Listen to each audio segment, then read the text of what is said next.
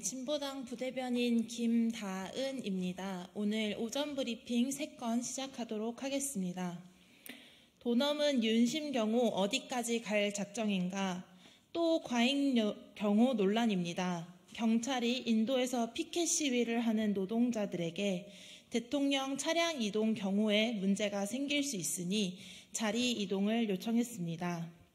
피켓이 대통령 경호법 5조 목적상 불가피하다고 인정되는 상당한 이유라는 것이 이동 요청의 이유였습니다. 경찰 측은 노조가 이동했음에도 대통령 차량이 지나갈 때 경호인원 10명이 조합원을 둘러싸 차도로부터 완전히 차단했다고 합니다. 경호처에 묻고 싶습니다. 정말 피켓이 차량 이동 경호에 상당한 위협이 됩니까? 경호인원이 10명에게 피켓이 위험합니까?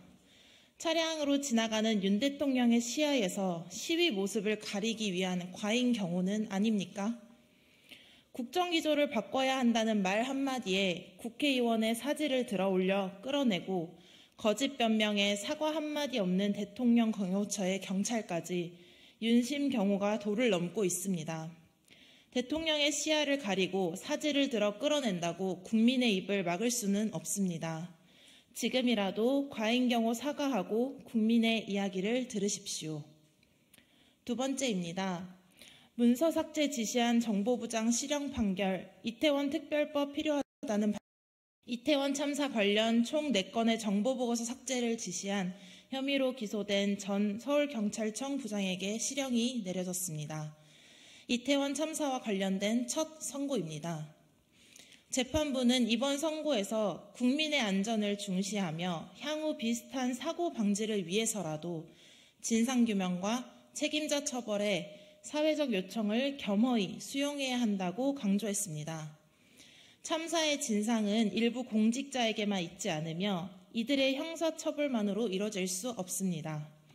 이번 선고를 계기로 사회적 참사 재발 방지, 국민 안전의 국가 책임을 증명하기 위해서라도 대통령이 거부한 이태원 참사 특별법을 국회가 재의결해야 합니다. 이번 선고가 그 시작이 될 것입니다. 세 번째입니다. 최상병 사건 자료 보고도 뭉갰다니 역시 대통령실이 배우인가? 최상병 사건 관련 대통령 안보실이 사건 자료 입수 후 비밀 유지를 요청한 것이 드러났습니다. 안보실의 비밀유지 요청은 그간 통상적 자료 공유라는 안보실, 군 당국의 입장과 배치됩니다.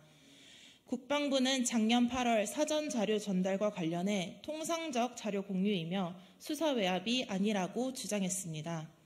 하지만 이번에 밝혀진 비밀유지 요청은 관련 자료 전달이 통상적 자료 공유가 아니며 수사 외압이 있었다는 반증입니다. 사건 자료를 보고도 뭉갰다니 역시 대통령실이 배우입니까?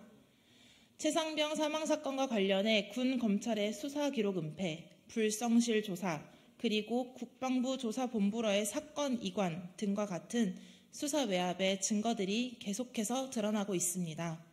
더 이상 군 검찰을 믿을 수 없습니다. 특검과 국정조사로 최상병 죽음의 진상을 규명하고 수사 외압을 밝혀야 합니다.